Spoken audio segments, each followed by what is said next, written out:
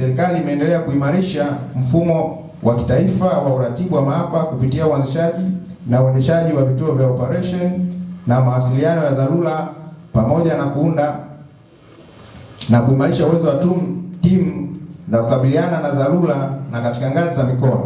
Hatua hizi zimekuwa ni msingi muhimu wa kuongeza ufanisi wa uratibu wa mawasiliano na mwitikio wa haraka wa matukio ya maafa nchini.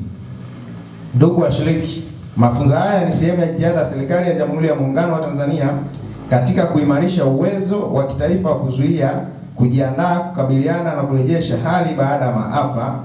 Utekelezaji wa mafunzo haya ulianza katika mikoa ya Mwanza, Arusha na Dodoma, ambapo hatua za uanzishaji wa vituo vya operation na mawasiliano ya dharura pamoja na kuimarisha timu za kukabiliana na maafa zilianza kutekeleza.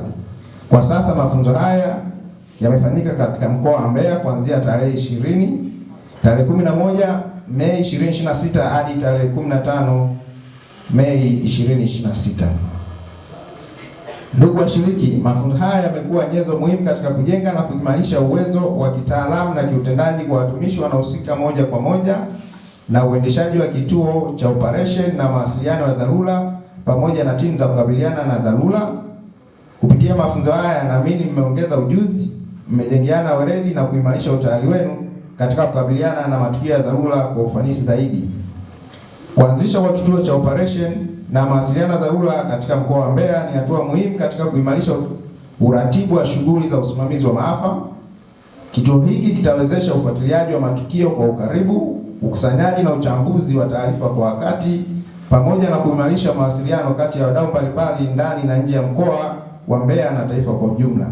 Hii itaongeza ufanisi katika kufanya maamuzi ya haraka, sahihi na yenye tija wakati wa kukabiliana na majanga.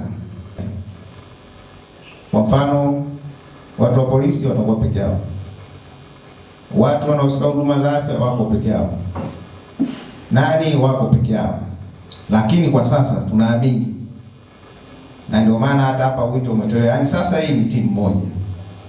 Ikishatokea jambo au tunavyoanza ni wote, tunakaribiana ni wote, kwa hiyo wote tunashiriki kwa pamoja. Kwa hiyo kwa sasa tumepata ile timu ambayo sisi tunafarijika kwamba tutakuwa pamoja.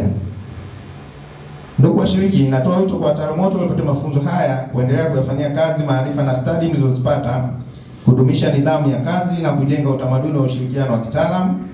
Ni muhimu pia kuendelea kufanya mafunzo ya mara kwa mara na mazoezi ya kiutendaji ili kuimarisha ujuzi, kuongeza uzoefu na kudumisha utayari wa kukabiliana na matukio ya dharura wakati wote.